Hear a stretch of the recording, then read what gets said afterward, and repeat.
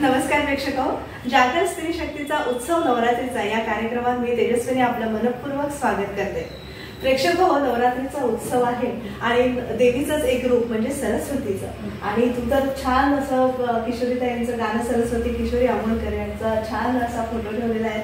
खूप सुंदर वाटतंय आणि काय म्हणतात ना, घरात आल्यावर एक छान मंगलमय वाटतंय आणि त्या फोटोकडे बघून असं फार चैतन्यदायी वाटतंय। आणि शास्त्रीय संगीतामध्ये पुढची धुरा म्हणजे किशोरीताईंचा आशीर्वाद असू दे, दिवशी अश्विनी भिडे देशपांडे ताईंचा आशीर्वाद आहे तुझ्याकडे आणि तू पहा पुढे वारसा समर्थपणे पेलते आहे, त्याचा आम्हाला खूप आनंद आहे। आपल्या सोबत आहे सगळ्यांची आवडती आणि गोड गळ्याची गायिका स्वरांगी मराठे। स्वरांगी, तुझं मनपूर्वक स्वागत। खूप धन्यवाद आणि मलाही खूप छान वाटतंय आज तुझ्याबरोबर गप्पा मारणार आहे मी आणि बऱ्याच दिवसांनी योग आलाय त्यामुळे खूप छान वाटतंय। स्वरांगीची सगळ्यांना माहिती तर आहेच, कारण पंडित राम मराठे यांची ती नात आहे आणि आपल्या स्वतःच्या आवाजाने तिने आपले संगीत क्षेत्रामध्ये वेगळी ओळख निर्माण केलेली आहे। आता संगीत क्षेत्रच नव्हे तर अभिनयाच्या क्षेत्रातही देखील तिने आपली वेगळी अशी नवीन ओळख, छाप पाडणारी ओळख निर्माण केलेली आहे। त्याबद्दल तुझं सुरुवातीलाच अभिनंदन व्यक्त करते। आणि जागर स्त्री शक्तीचा उत्सव नवरात्रीचा हा कार्यक्रम आपण सादर करतो आपल्या प्रेक्षकांसाठी, तर तुला अर्थातच आपण कार्यक्रमाची सुंदर सुरुवात तुझ्या सुंदर गाण्याने करूया। देवी स्तुती सादर करावी अशी मित्रांनी एक प्रार्थना छोटीशी। विधी तनये शारदे कामदे, विधी तनये शारदे कामदे, विश्वखीर दुमदुमले, विश्वखीर दुमदुमले, तव वीणा नादे, विधी तनये शारदे कामदे। वाह, सुरेख। तर अशा प्रकारे आमच्या एपिसोडला सुरुवात झालेली आहे आणि सगळं स्वरांगीचा आतापर्यंतचा सांगीतिक प्रवास आणि अभिनय प्रवास आज आपण या मुलाखतीच्या दरम्यान, या पॉडकास्टच्या दरम्यान जाणून घेणार आहोत। स्वरांगी, अगदी मी बालपणाकडे तुझ्या वळते की मला थोडं जाणून घ्यायचंय। घरातलं म्हणजे आजोबांचं तुला वास्तव्य तेवढं लाभलं नाही, पण घरात एक संगीताचं वातावरण होतं। आई वडील स्वतः गाणारे असल्यामुळे तो वारसा तुला नकळतपणे आला, तर ते दिवस कसे होते त्याविषयी थोडंसं जाणून घ्यायचं। म्हणजे माझे आई वडील जसा उल्लेख केला, दोघंही गातात, तर पोटात असल्यापासूनच संस्कार होत होते असं म्हणायला, असं म्हटलं तर वावगं ठरणार नाही। आणि मग आमचं पूर्ण घरच गाणारं घर आहे, घरात मोठी परंपरा आहे आजोबांपासून। तर आमच्यावर असे वेगळे संस्कार झाले नाही की लहानपणापासून भावंड आणि माझ्यावर की तुम्ही बसा, गाणं शिका। आम्ही आपसुकच त्याच्यात पळत गेलो। म्हणजे सकाळ नाहीच, पहाटेपासून आमच्याकडे रियाजाला सुरुवात व्हायची, तेव्हापासून आमच्या कानावर नकळत स्वर पडायचे आणि खूप येणं जाणं, खूप पाहुणे, खूप शिष्य मंडळी, तर आम्ही सगळे ह्याच्यातच वाढलो आणि हेच संस्कार आमच्यावर नकळतपणे झाले। आणि जसं आपल्या घरामध्ये आपण संध्याकाळी श्लोक म्हणतो किंवा हे ज्या नकळत संस्कार आपल्यावर होतात, तसेच हे गाण्याचे संस्कार आमच्यावर नकळत झाले। आणि जरी आजोबांना आम्ही बघितलं नसेल, त्यांचा आम्हाला सहवास लाभला नसला, तरी सुद्धा आम्ही खूप ऐकलंय त्यांचं आणि त्याच्यावरूनच आम्ही कल्पना करू शकतो की काय ताकदीचं गाणं होतं। म्हणजे ते खरंच आम्हाला त्यांचा सहवास लाभला असता तर खूपच भाग्याची गोष्ट झाली होती आमच्यासाठी। पण त्या घरात जन्माला येणं हे सुद्धा एक भाग्यच आहे। हा भाग्ययोग आहे, सुवर्ण योगच आहे। म्हणजे काय आजोबांकडनं, म्हणजे वडिलांनी काही आठवणी सांगितल्या असतील आजोबांनी, काय पद्धत होती रियाजाची त्या काळी आणि जेव्हा आता तू शास्त्रीय संगीताचे धडे गिरवतेस तेव्हा? त्या काळी म्हणजे खूप रिगरस रियाज असायचा। आता खूप बदल झाला त्याच्यामध्ये। आजोबा आणि त्यावेळी त्यांचा स्टॅमिना आणि हे सगळं जे तुफान होतं ते इतके, त्यांच्या नाटक, संगीत नाटक म्हणू नको, त्यांच्या मैफिली आणि त्या रात्रभर चालायच्या। हल्ली तर 1.5 तास हार्डली एक मैफिल होते, पण तेव्हा रात्री मैफिल करून ते पहाटे येऊन परत रियाजाला बसायचे। म्हणजे काय लेवलचा त्यांचा स्टॅमिना असेल आणि वेगळंच व्यक्तिमत्व होतं ते। पण आता कसं राहिलेलं नाही, आता आपण खूप विचारपूर्वक वेळ काढून रियाजासाठी देतो. ऑफकोर्स रियाज हीच महत्वाची गोष्ट आहे, त्यामुळे ते त्याच्यापासून दुसरा पर्याय नाहीये. त्यामुळे तेव्हाही रियाजाचं महत्व होतं आणि आताही आहेच रियाजाचं महत्व, फक्त त्याच्यात काही बदल झाले. आता आपण म्हणू शकतो आम्ही स्मार्टली रियाज करतो, म्हणजे जरी वेळ 2 तास मिळाला तर त्या 2 तासात काय कॉन्सन्ट्रेट करून फोकस करून आपण रियाज करू, तर हे टेक्निक्स बदललेत आता असं मी म्हणेन. अगदी म्हणजे वडिलांकडे म्हणजे मुकुंद मराठे यांच्याकडे जेव्हा तू शिकत होती सुरुवातीला, तेव्हा त्यांची पद्धत कशी होती म्हणजे रियाज करून घेण्याची, किंवा शास्त्रीय संगीताची बंदिश म्हणा किंवा चीज तुझ्या गळ्यात उतरवताना ते इतर शिष्यांबरोबरच तुला वेगळी तालीम होती? पहिलं म्हणजे ते माझे बाबा आहेत, त्यामुळे त्याचा खूप परिणाम व्हायचा आणि ते म्हणजे मी त्यांची खूपच लाडकी असल्यामुळे ते माझ्या बाबतीत एवढे स्ट्रिक्ट नव्हते. त्यामुळे एक थोड्या वर्षांनी म्हणजे सुरुवातीचे संस्कार तर माझ्यावर झाले आणि थोड्या वर्षांनी मग मी आजोबांचे शिष्य आहेत पंडित प्रदीप नाटेकर, त्यांच्याकडे मी गाणं शिकायला तेव्हापासून खरं लागले. आणि माझे वडील तबलाही वाजवतात, त्यामुळे मला लयीचा अंग खूप त्यांच्याकडून, मी आजही त्यांच्याकडे शिकते. किंवा नाट्यगीत हा एक वेगळा बाज आहे, तर तो शिकण्याचीच खूप गरज आहे, तोही मी त्यांच्याकडून खूप शिकते. तर हे लयकारी आणि नाट्यसंगीत आणि त्यांचा एक वेगळा अप्रोच आहे, हा मी त्यांच्याकडून अजूनही शिकते आहे. नाट्यसंगीताचा तू उल्लेख केला, असं नाट्यसंगीताचा अभ्यास असा वेगळा, म्हणजे शास्त्रीय संगीताचा अभ्यास वेगळा, बंदिशी म्हणण्याचा अभ्यास वेगळा, रागदानी वेगळे संगीत आहे, त्याच्या तराणे वेगळे आहे. मग नाट्यसंगीत हे लाईट क्लासिकल मध्ये मोडतं. मग नाट्यसंगीताचा अभ्यास कसा तू म्हणजे आत्मसात केलास, किंवा तुझा असा काही वेगळा अभ्यासाचं हे आहे? एकतर आम्ही खूप ऐकतो, आधी तर ऐकणं खूपच महत्वाचं आहे. आणि मग त्याच्यानंतर नाट्यसंगीतासाठी एक म्हणजे रागापेक्षा वेगळं असं की तर रागदारी येणं आवश्यक आहे नाट्यसंगीत गाण्यासाठी, पण त्याचं वेगळं टेक्निक म्हणजे त्याचा आवाज फिरत लागतो, किंवा ते जे एक राग आपण एक पाऊण तास आळवतो तर ते 5 मिनिटात तुम्हाला यमनच राग असतो, नाथा माझा गाताना तो वेगळा असतो. तर हे खूप वेगळं टेक्निक आहे नाट्यसंगीताचं. थोडं आमच्या प्रेक्षकांना उलगडून सांगावंस, कारण हे जास्ती आताच्या पिढीला म्हणजे आता जे नवीन मुलं मुली येतात आणि संगीत क्षेत्रात पुढचं आपलं करिअर घडवू इच्छितात, त्यांच्यासाठी नाट्यसंगीताचा अभ्यास कसा केला पाहिजे? कारण तू जसं म्हणालीस आता युट्यूबचं माध्यम आहे, त्यातनं बरंच आपल्याला सगळा खजिना मिळालेला आहे. तरी पूर्वीची म्हणजे तुझ्या आजोबांच्या पिढीपासून तर मला जाणून घ्यायचंय की कसा ते म्हणजे रागदारीचा संगीताचा आणि नाट्यसंगीताचा कसा अभ्यास करायचा, कारण नाट्यसंगीतात देखील अनेक राग समाविष्ट केले जात असतात, त्या दृष्टीने सांग. त्यांचा म्हणजे अजूनही रागदारी आणि नाट्यसंगीत ह्याचा वेगळाच रियाज करणं आवश्यक आहे. प्रत्येक एखादा राग घेऊन त्याची बढत विस्तार, किंवा कधीतरी नुसतंच त्याच्या तानांचे पॅटर्न्स घोटणं. आणि नाट्यसंगीताच्या तानांचा बाजच वेगळा आहे, त्याला जास्त फिरत लागते, मग त्या फास्ट तानांची प्रॅक्टिस करणं. तर ह्या छोट्या छोट्या गोष्टी आहेत, किंवा शब्दांना जास्त महत्व असतं, म्हणजे शब्द पोचणे तितकंच महत्वाचं आहे. आणि रागदारीमध्ये आलापीतून आपल्या भावना आपण लोकांपर्यंत पोहोचवतो, ते जास्त स्वरांना महत्व. तर ह्या 2 गोष्टी बॅलन्स ठेवल्या पाहिजेत नक्कीच. आणि तेव्हाच्या म्हणजे आपलं संगीत नाटकाची परंपरा पाहिली तर श्रुती महिला नाट्यसंगीत गाणाऱ्या म्हणजे श्रुतीताई सडोलीकर किंवा फैयाज, असं ही खूप मोठी माणसं आहेत, मोठी मंडळी आहे. त्यांना तुझे आदर्श त्या काळी कोण होते जेव्हा तू स्वतः पदार्पण केलंस या क्षेत्रात? त्यावेळी माझे असे बरेच आहेत आणि अजूनही आहेत की आपण म्हणजे प्रत्येक व्यक्तीकडून आपण अनेक गोष्टी शिकत असतो. पण म्हणजे किशोरीताई तर आहेतच, माझ्या गुरु आहेत, आजोबा आहेत, आणि मला व्यंकटेश कुमार त्यांचं खूप आवडतं गाणं. असे बरेच आहेत, देवकीताई आहेत. म्हणजे तू एका ह्याला फॉलो नाही करत? कोणालाही सुद्धा आम्हाला असं कधीच किंवा गुरु कधीच आमचे म्हणजे आमच्या रिस्ट्रिक्ट करत नाही की मी हे ऐकू नका ते ऐकू नका. आम्ही सगळ्यांचंच ऐकायला आवडतं, सगळ्यांमधून काही चांगल्या गोष्टी घ्यायला आवडतात, शिकायला आवडतात. आणि आपसुकच तुझं या क्षेत्राकडे तुझं म्हणजे ठरवलं होतंस का, किंवा काय म्हटलं तरी मोठ्या माणसाचा एक दरारा असतो, किंवा आपल्या घरात एवढं ऋषितुल्य व्यक्तिमत्व होऊन गेलं, मग त्या तोडीचं काम आपण करू शकू का, अशी कुठेतरी भीती नकळतपणे आपल्यावर असते. तशी तुझ्या भीती होती, दडपण होतं की तू क्षेत्र हेच करायचं असं ठरवलं होतं? हो, म्हणजे हेच करायचं असं ठरवलं होतं.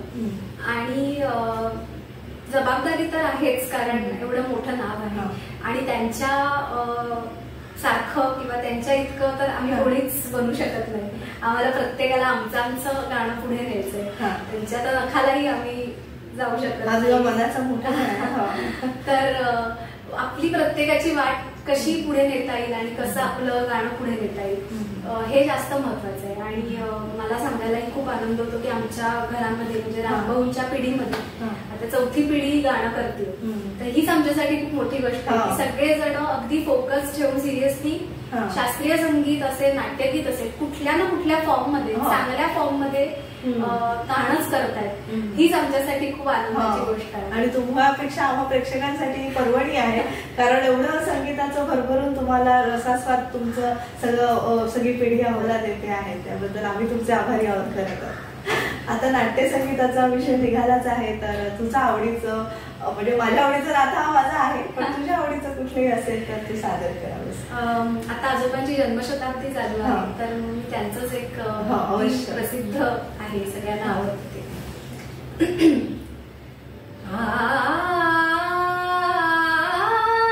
सोहम हर डमरू बाजे, सोहम हर डमरू बाजे, उसके सुरतालोपे, उसके सुरतालोपे, सुखकारक झूले पर झूम रहे सरिता सर, भुवन त्रय गाजे, सोहम हर डमरू बाजे, सोहम हर डमरू बाजे.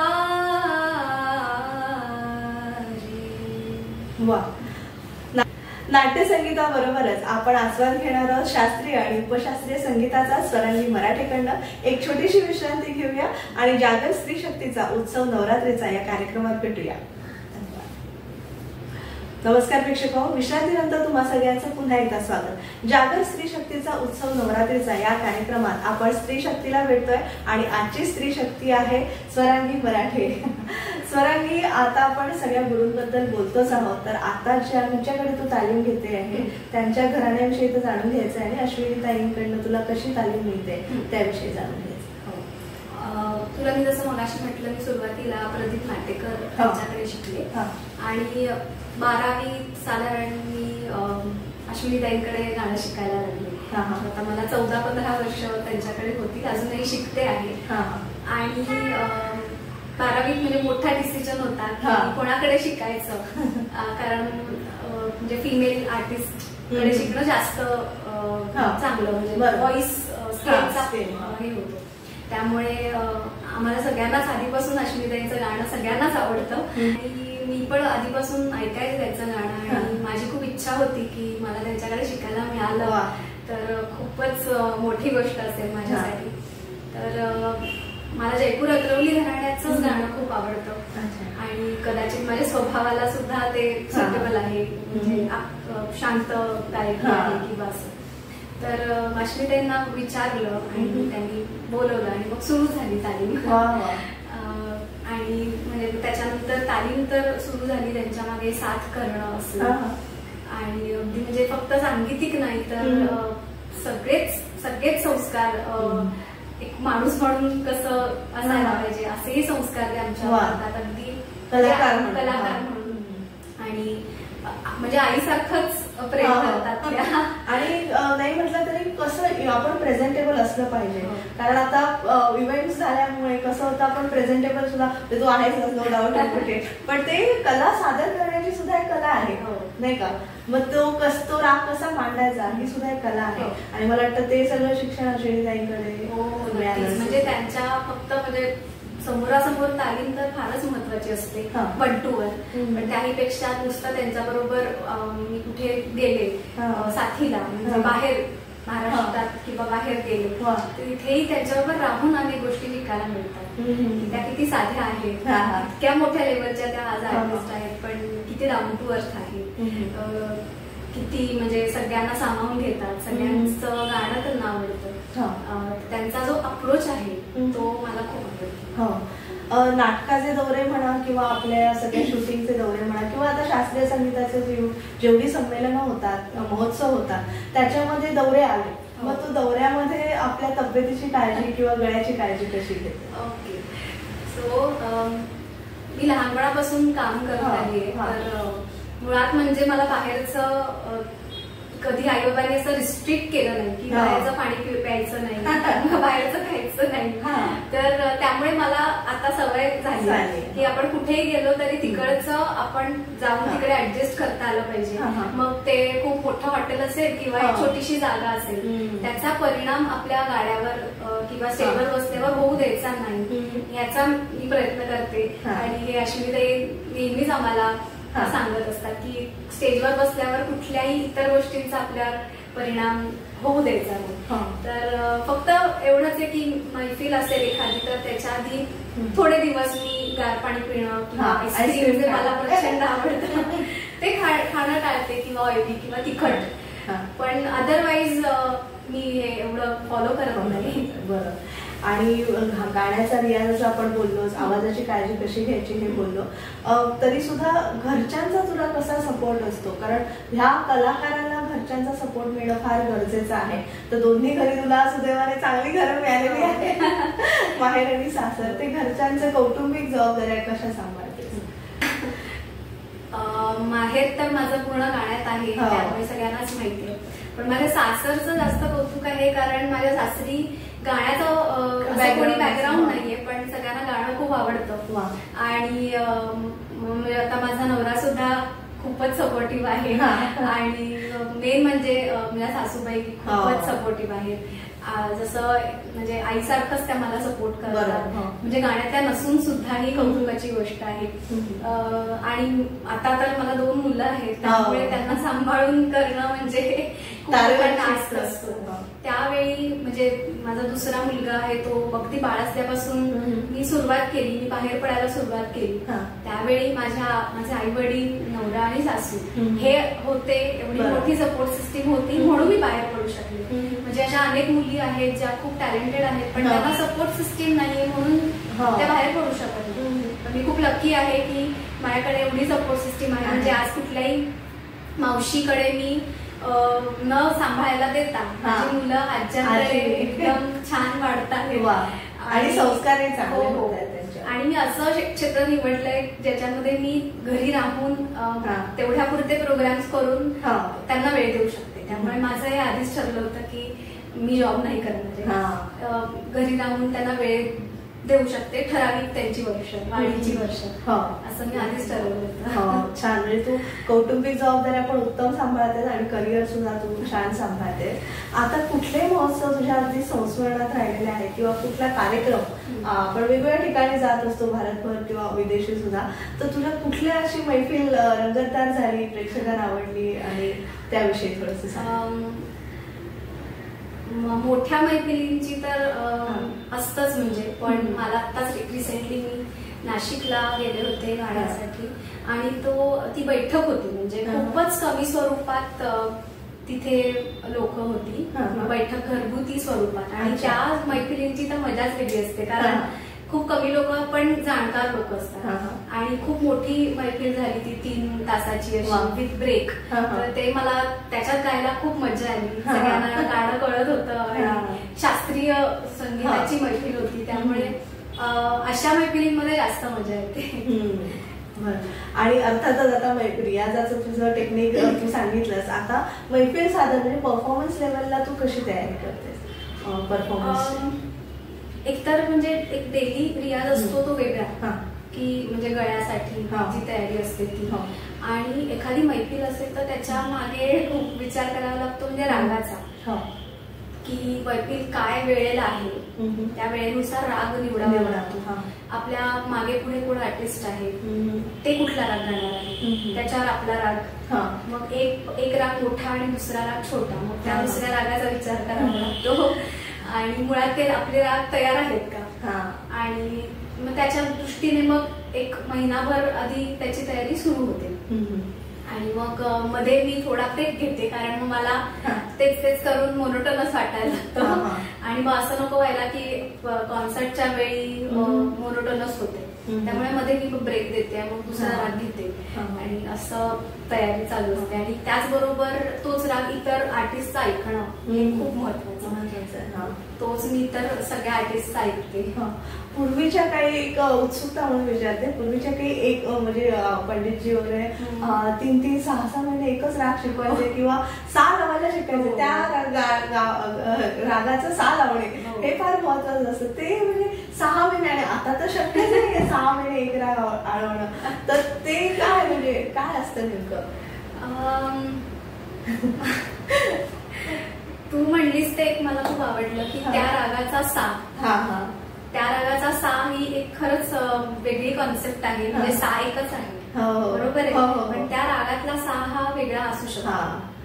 म्हणजे बुक मधला षड्ज आणि यमन, तर म्हणजे त्या एका षड्जावरून असं कुठल्या तरी मोठ्या व्यक्तीने म्हणून ठेवले की त्या एका षड्जावरून तुम्हाला राग कुठला आहे हे कळायला पाहिजे, आणि हे येण्यासाठी खूप रियाज करायला पाहिजे कदाचित. म्हणून त्यावेळी फक्त षड्ज भरणे असं म्हणतात की पहाटे उठून फक्त काय तर षड्ज भरणे ओंकाराच्या स्वरूपात. तर हे असेल. आणि त्यावेळेचं कसं खूप स्ट्रिक्ट होतं, रिगरस होतं तालीम देण्याची पद्धत. तर त्यांच्या दृष्टीने की 6-7 महिने किंवा वर्ष एकच राग चालायचा, तर तुम्हाला अजून येतच नाहीये. कारण खरंच एखादा राग येणं असं आपण म्हणूच शकत नाही, कारण त्याचे एवढे पैलू असतात. इन्फिनिटी लेवलला ते जातं एखादा राग, आपण इतकं ते डीप जातं. त्यामुळे कधी असं म्हणूच शकत नाही की हा राग मला आला असं. म्हणून तुला असं कधी झालंय, जस्ट गमतीचा एक प्रकार म्हणून, राग आला नाही पण तुला राग आला? कारण तशी तू शांत स्वभावाची, पण कधी कोपिष्ट झाली का, वडील झाले असतील कदाचित, अगं तुला हा राग अजून जमत नाहीये, असं कधी झालंय का? हो, मला असं रागाच्या बाबतीत नाही झालंय. म्हणजे मला मूड जातो, एवढं आपण कष्ट घेतो पण ते आपल्याला जमत नाही. तानांमध्ये असेल किंवा, पण आता असं की त्या दिवशी जे असेल त्याचा रियाज करायचा, असं मी ह्याच्यावर आली. आज आपल्याला ताना नाही का जाते, मग आपण आलापी करूया. किंवा कधी कधी मी काहीच रागाचं करत नाही, मी फक्त सेमी क्लासिकल गाते, असा पण रियाज असतो. कारण लाईटचा रियाज करणं हे पण एक वेगळं टेक्निक आहे. त्यामुळे राग तर असा नाहीये, चिडचिड होते, मूड जातो, मग ते घरच्यांना कळतं की आज रियाज बहुतेक नीट नाही झालाय, मग त्याचा राग नवऱ्यावर निघतो. त्याला कळतं की आज काहीतरी बिनसलंय. फक्त त्याला ते आता आत्मसात करायला वेळ लागतो. किंवा एखादी मैफिल असेल कॉन्सर्ट, तर त्याच्या आधी माझा एकदम टेन्शन मूड हे असतो, तेव्हा लक्षात येतं त्यांना की टेन्शन मध्ये आहे. नक्कीच. एक छोटीशी परत एकदा विश्रांती घेऊया आणि अभिनय प्रवासाकडे तुझ्या नेणार आहे तुला. तर स्वरांगी मराठे सोबत आज आपण जागर स्त्री शक्तीचा उत्सव नवरात्रीचा हा कार्यक्रम सादर करतोय. एका छोट्याशा विश्रांतीनंतर पुन्हा भेटूया. विश्रांतीनंतर तुम्हा सगळ्यांचं पुन्हा एकदा स्वागत. जागर स्त्री शक्तीचा उत्सव नवरात्रीचा या कार्यक्रमात आज आपण सुप्रसिद्ध गायिका स्वरांगी मराठे हिच्याशी संवाद साधतोय. स्वरांगी अर्थातच मगाशी म्हटल्याप्रमाणे विश्रांतीला जाण्यापूर्वी आपण अभिनय प्रवासाविषयी जाणून घेणार आहोत. अगदी बालकलाकार म्हणून तू या रंगभूमीवर अवतरलीस आणि सगळ्यांचं मन जिंकलंस. आणि अर्थातच अगदी एका पॉडकास्टमध्ये मी तुझ्याबद्दल बरंच म्हणजे माहिती मिळाली की म्हणजे मराठी म्हणून का हिंदी चित्रपटसृष्टी, आणि काय म्हणतात ना तसं भाग्यवान आहेस तू, असे चांगले चांगले प्रोजेक्ट तुला मिळाले. म्हणजे मराठीतले अवघा रंग एकत्रित झाला हे एक सुप्रसिद्ध नाटक, आणि पणशीकरांच्या नाट्य संपदेचं नाटक वाटायला येणं, म्हणजे ज्यांची अशी मनीषा असते ना की मला नाट्य म्हणजे एक नाट्य संगीत असलेलं एक नाटक मिळावं, तर ते आणि पणशीकरांचं नाट्य संपदेचं मिळालं म्हणजे किती भाग्य. तर अवघा रंगाच्या थोड्या आठवणी थोड्याशा सांगशील, म्हणजे दौऱ्यांच्या किंवा कार्यक्रमाच्या? अवघा रंग आलं तेव्हा मी होते 10वीला, त्यामुळे पहिलं असं होतं की नाही करायचं, कारण त्याचे खूप दौरे होणार होते. आमच्या घरची तेव्हा माझी आजी होती, माझ्या आजीने सांगितलं नाही करायचं, कारण जुन्या ती नाही ती काही करणार नाही. मग आमच्याकडे स्वतः पणशीकर आले, प्रभाकर पणशीकर आले की अहो असं नका करू, तिला करू दे, आम्ही सगळं ऍडजस्ट करू, तिच्या परीक्षेसाठी आम्ही सगळं करू, पण हे एवढं छान नाटक तुम्ही सोडू देऊ नका. तेव्हा माझ्या आजीने अट घातली होती की तिच्या बरोबर कायम तिची आई येईल. तर त्या अटीवर त्यांनी ते मान्य केलं आणि माझ्या सगळ्या प्रयोगांना दौऱ्यांना माझ्याबरोबर कायम आई आली. आणि मी तो प्रयोग श्री शिवाजी मंदिर दादाला पाहिला, अगदी एवढी छान छटकली होती, छान. तेव्हा अगदी तू दहावीत होती. आणि झाले म्हणजे खूप 350 प्रयोग केले. एक अमेरिकेचा दौरा केला आणि मीना नेरुळकरांचं ते लिखाण होतं हे नाटक, आणि अशोक समेळ त्यांचं दिग्दर्शन. खूप खूप गोष्टी शिकायला मिळाल्या. म्हणजे अगदी मला चालणं स्टेजवर कसं तिथपासून अनेक गोष्टी मला त्यांच्याकडून शिकायला मिळाल्या. नाटकामध्ये इतकी मोठे कलाकार होते ज्यांनी माझ्या आजोबांबरोबर काम केले, ते प्रसाद सावकार, अमोल बावडेकर, जान्हवी पणशीकर, सुरुची अडाळकर, असे आम्ही सगळे छान टीम होती, पण छान होती. आणि सगळे मी लहान असल्यामुळे काळजी घ्यायचे, लाड करायचे, त्यामुळे खूप मजा यायची, दौऱ्यांना मजा यायची. पण त्यामुळे म्हणजे अख्ख्या 10वी असल्यामुळे मला खूप अभ्यासही तेव्हा करायला लागायचा. आणि त्याच्यात माझी 10वी कशी झाली मला कळलंच नाही, पण एक सपोर्ट मिळाला. हो, आणि अजून एक बूस्ट मिळाला की आपल्याला हे करून आपण हे करू शकतो. त्यामुळे असं अभंगाचे खूप मजा, किस्से. आणि लाईव्ह नाटकामध्ये कसं म्हणजे गायचं, म्हणजे बोलता बोलता आपण डायरेक्ट गायला लागतो, आणि ते कसं त्या लोकांनी त्यावेळी केलं असेल, तेव्हा तो माईक नव्हते, शेवटपर्यंत आवाज पोहोचायला पाहिजे. आणि म्हणजे गाता गाता तुम्हाला रडायचंय, आणि खूपच गोष्टी मला शिकायला मिळाल्या. आणि प्रसाद सावकारांकडून तर किस्से भरपूर आम्ही ऐकायचो त्यावेळेचे. आणि सावकार काका म्हणजे भर प्रयोगात सुद्धा एखादा असं टाकायचंय की तिथे पण आम्हाला लाफ्टर कंट्रोल करायला लागायचा, इतके ते मुश्किल आहे. आणि आमच्या सगळ्यांमध्ये लहान तेच होते, इतकी मजा यायची आम्हाला त्यांच्याबरोबर. आणि आभाळमाया ते आता आई कुठे काय करते ह्याविषयी, म्हणजे कसं, म्हणजे आभाळमायाचं शूट कसं होतं आणि आता एवढ्या वर्षानंतर आई कुठे काय करते त्याच्यामध्ये अनुष्काचं केलं, तर तो काय डिफरन्सेस तुला आताच्या टेक्निकली तुला कसं वाटतंय त्याविषयी जाणून घ्यायचंय. अभिनयाचा तुझा हा जो ग्राफ आहे त्याविषयी जाणून घ्यायचंय.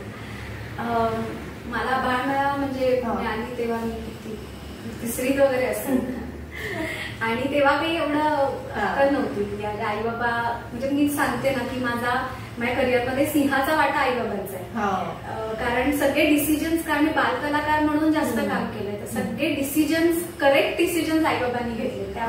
त्यावेळी मला काही कळत नव्हतं. त्यामुळे माझं जे करिअर झालंय ते आई बाबांमुळेच झालंय. कारण माझ्या बरोबर माझ्या आईने तर सगळं बाजूला ठेवून, ती स्वतः गायिका आहे, तिने स्वतःचं सगळं करिअर बाजूला ठेवून पूर्ण मला वाहून घेतलं. कारण मी एकुलती एक आहे, पूर्ण जॉब सोडला आणि तिने ठरवलं की नाही, मी पूर्ण हिच्या पाठीशी राहील. आणि आई कायम माझ्या बरोबर यायची शूटिंगला. तेव्हा असं होतं की आपाप कॉस्ट्युम्स वगैरे आता सगळं मिळतं, तेव्हा नाही मिळायचं. माझे सगळे फ्रॉक्स घेऊन जायचे, बॅग भरून घेऊन जायचे, म्हणजे सगळेच कलाकार आपापले कपडे घेऊन यायचे, म्हणजे सुकन्याताईपासून सगळे.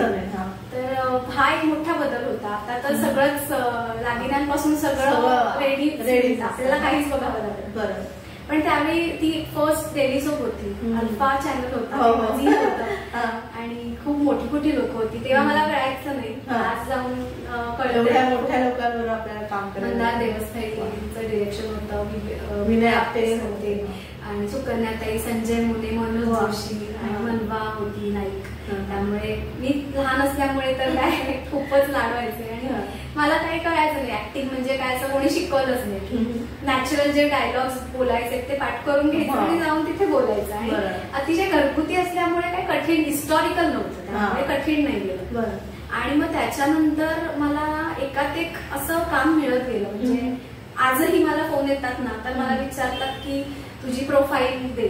माझी प्रोफाईलच नाही, मी काहीच फोटोशूट केलेलं नाही, माझे असे कुठलेच फोटो नाहीये प्रॉपर जाऊन जे करतात ना, तसं काहीच नाहीये. त्यामुळे कारण मी हे प्रोफेशनली कधीच केलेलं, त्यामुळे मला एकात एक जे मिळत गेलं आणि ते चांगलं होतं, चांगली लोक होती, तेच मी केलं. त्याच्यानंतर आभाळमायानंतरही मी सिरियल्स केल्या, आणि मग त्याच्यानंतर अवघा रंग केलं 10वीत असताना. मग त्याच्यानंतर अमरप्रेम म्हणून सिरियल होती ती केली झी मराठीवर. संभाजी मालिका त्याच्यात मी काम केलं. बाजीराव मस्तानी फिल्म आली ती नाही, हिंदीकडे मी वळणार आहे, आधी मराठी आपण घेऊया. हे केलं मी. नाटक केलं स्वप्नपंख म्हणून, संपदा कुलकर्णी डायरेक्शन होतं आणि खूपच वेगळा अनुभव होता माझ्यासाठी. कारण त्याच्यामध्ये मेंटली अनस्टेबल मुलीचं काम मला करायचं. गाणं तर होतंच, पण हा खूप चॅलेंजिंग रोल होता की ती मेंटली अनस्टेबल असते, तिला पॅनिक अटॅक्स येत असतात, अशा मुलीचं काम मला करायचं होतं. मग त्याच्यासाठी मी वेगळं ट्रेनिंगच घेतलं होतं, कारण असा रोल निभावणं आणि त्याच्यानंतर परत डोकं आपलं नॉर्मलला शांती आणि ते 3 तास पूर्ण त्या झोन मध्ये मी असायचं. अच्छा, ते नाटक मी केलं, खूप सुंदर नाटक होतं. आणि आता आई कुठे काय करते, अगदी नवीन कलाकार आणि सगळे आताच्या पिढीबरोबर काम करते. आई कुठे काय करते तर मी फॉलो करायचे सिरियल आधी आणि खूप छान मला आवडायचे त्याचं म्हणजे लिखाण, मला डायलॉग्स खूप आवडायचे आणि पण फॅन होते आई कुठे काय करते. पण मला असं सडनली फोन आला होता एकदा की त्यांना एक गाणारीच मुलगी हवी होती. तर मला फोन आला, मी ऑडिशनला गेले. कारण ठाण्यात होतं म्हणून मी ऑडिशन दिली, कारण माझा बाळ तेव्हा लहान, दुसरा मुलगा लहान होता, त्यामुळे कास्ट कसं करणार, काय करणार. पण खूप टीम छान आहे कुठेकायची, सगळे एकदम सेन्सिबल लोक आहेत, त्यांनी खूप सांभाळून घेतलं आणि मला खूप मजा आली. मधुराणी असेल, सर असतील, आमचे डिरेक्टर असतील, रवी सर, सगळ्यांबरोबर काम करताना मजा आली. आणि खरंच त्यांचं जे एक कुटुंब आहे जे आपल्याला टीव्हीत दिसतं तसंच ते कुटुंब आहे, तसेच गोड आहे. मिलिंद सर म्हणू नका, रुपाली ताई म्हणू नका, सगळे तसेच आहेत. आणि मग सेटवर सगळ्यांनी अभिषेकचं काम करणारा, अभिषेक यशचं काम करणारा, सगळेच मिळून मिसळून आणि खूप आपलं असं करून घेतलं. आणि मला कसं कळलंच नाही की माझं बाळ छोटं आहे, मी त्याला हे निघते सोडून असं कधीच नाही सांगितलं. मी त्यालाही सेटवर घेऊन जायचे. त्यांनी पण मला खूप सूट दिली होती की तू मध्ये जाऊ शकतेस, त्याला त्यांनी खूप ऍडजस्ट केलं आणि खूप छान अनुभव होता. त्याच्यामुळे मला गायला मिळालं सिरियल मध्ये. निलेश मोरीचं गाणं केलं, तिथेही खूप मजा आली, खूप मजा यायची. नक्कीच. मराठीचं जाणून घेतलं आपण तुझा अभिनयाचा प्रवास. आता हिंदीचं सुद्धा स्वप्न जर पूर्ण झालं ते म्हणजे मिशन काश्मीर ते आता बाजीराव मस्तानी, हा जो प्रवास आहे हिंदीतल्या चित्रपटांचा तो जाणून घ्यायचा आहे म्हणजे थोडक्यात. हो, मिशन काश्मीर मला आभाळमायाच्या वेळी मिळालं, कारण त्याचं शूटिंग वरतीच चालू होतं, आभाळमायाच्या सेटच्या वरती. तिथे त्यांनी बघितलं आणि त्यांना एक म्हणजे काश्मीरी लुकची मुलगी हवी होती आणि डोळ्यांमुळे आणि मी सांगू का मला सगळे आतापर्यंत रोल तसेच आले. संभाजीचं पण म्हणू नको, बाजीराव मस्तानी, मला सगळे रोल तसे म्हणजे एक काजळ आणि एक टिकली न लावली आणि एक चमकी, ह्याचा किती परिणाम होऊ शकतो आपल्या चेहऱ्यावर हे मला कळलं. पण कॉमेडियन रोल कसे काय माझ्या वाटण्याला तेच रोल आहे, एकदम मराठमोळा लुक आहे. पण एक मी टिकली काढली आणि काजळ घातलं, चमकी लावली की मला कॉमेडियन कोणीही म्हणू शकतं. तर मिशन काश्मीरचं तर झालं, छोटा रोल होता. संजय दत्त भेटले किंवा विनोद चोप्रा डिरेक्शन होतं, पण ऋतिक रोशन तेव्हा काहीच कळत नव्हतं. आता भेटायला पाहिजे आता मग त्याच्यानंतर बरेच वर्षांनी मला फोन आला होता संजय लीला बन्साली प्रोडक्शन मधून. मला असं वाटलं की काही, कारण मी तेव्हा काही करत नव्हते, माझं गाणंच चालू होतं. मला वाटलं कोणतरी प्रँक करते की असं कशाला अचानक फोन येईल आपल्याला. मग नाही, खरंच होतं. मी ऑडिशन दिली, माझं सिलेक्शन झालं आणि मग खूप मस्त प्रोसेस होती. एकतर खूप प्रोफेशनल सगळं आणि खूप म्हणजे अगदी बारीक टिलेपासून सगळ्या गोष्टींकडे, टिकलीपासून लक्ष त्यांचं असतं. थोडे ते स्ट्रिक्ट आहे, पण त्याच्यामुळेच मला वाटतं खूप छान काम बाहेर पडतं आणि खूप बारीक बारीक गोष्टी त्यांच्याकडून मला शिकायला मिळाल्या. सेट एवढे ह्यूज असतात आणि म्हणजे ते खरंच दैदिप्यमान असतं सगळं बघणं. आणि दीपिका पडुकोण बरोबर होतं काम माझं, रणवीर सिंग बरोबर होतं, खूपच छान अनुभव होता. वा, मस्त. आता अर्थातच पुढे काय करायचं म्हणजे फ्युचर प्लॅनिंग काय आहे त्याविषयी जाणून घ्यायचं. काय नाही, मला आता पूर्ण कॉन्सन्ट्रेशन सध्या माझं गाण्याकडे चालू आहे. खूप चांगले प्रोजेक्ट आले तर मी ते स्वीकारते म्हणजे अभिनयात, पण सध्या तरी फोकस माझं पूर्ण गाणंच आहे. रियाज करणं आणि मैफिली आल्या तर त्याच्याबरोबर त्या अनुषंगाने रियाज करून पुढे जाणं आणि गुरुकडून शिकणं, ह्या सगळ्या गोष्टींमध्ये मी सध्या आहे. आणि माझी 2 पिल्लं आहेत, त्यांना हे खूप मोठी गोष्ट आहे. वा, आणि खूप सुंदर. आणि मला वाटतं जाता जाता कार्यक्रमाची सांगता अर्थातच तुझ्या गाण्याने व्हावी अशी तुला विनंती करते. माझी गुरुभगिनी आहे सायली ओक, सो तिची एक बंदिश आहे ती मी सादर करते. देवी दुर्गे भवानी, देवी दुर्गे भवानी दयानी, माता जगत जननी सुखदायिनी वरदायिनी, देवी दुर्गे भवानी, देवी दुर्गे भवानी. वा वा, खूप सुंदर. आणि देवीच्या मी हीच प्रार्थना करते, अगदी अष्टहाताने तुला सगळी विद्या तर दिलेलीच आहे आणि तुझा सगळीकडे सर्व नाव होऊ दे आणि चांगली सुख समृद्धी आणि उत्तम आरोग्य तुला लाभू दे, मी देवीच्या प्रार्थना करते. आणि आज आमच्या जागर स्त्री शक्तीचा उत्सव नवरात्रीचा या कार्यक्रमात तू सहभागी झाली त्याबद्दलचे मनपूर्वक आभार. खूप धन्यवाद. जागर स्त्री शक्तीचा उत्सव नवरात्रीचा या कार्यक्रमात छोटी आपली गौराई सुद्धा आलेली आहे. स्वरांबद्दल गौराईचं सुद्धा आपण स्वागत करूया. देवीचा श्लोक म्हणणार का तू? आता आजीने शिकवला ना, या कुंदे तुषार हार धवला. तुला आवडतो तो म्हण, म्हणजे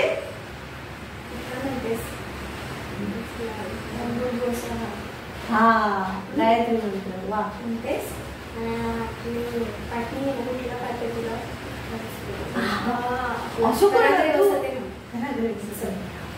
असं लक्ष्मी मध्ये सरस्वती कर्मूले तु गोविंदं प्रभाते परदर्शनम, समुद्र वसुदे देवी भरतस्तन मंडले विष्णुपत्नी नमस्तुभ्यं पादस्पर्शं संस्मये. तर जागर स्त्री शक्तीचा उत्सव नवरात्रीचा या कार्यक्रमात सुप्रसिद्ध गायिका स्वरांगण मराठी यांना आपण ऐकलं आणि हा आमचा कार्यक्रम तुम्हाला नक्कीच आवडला असेल अशी आशा व्यक्त करते आणि मी तेजस्विनी आपला निरोप घेते.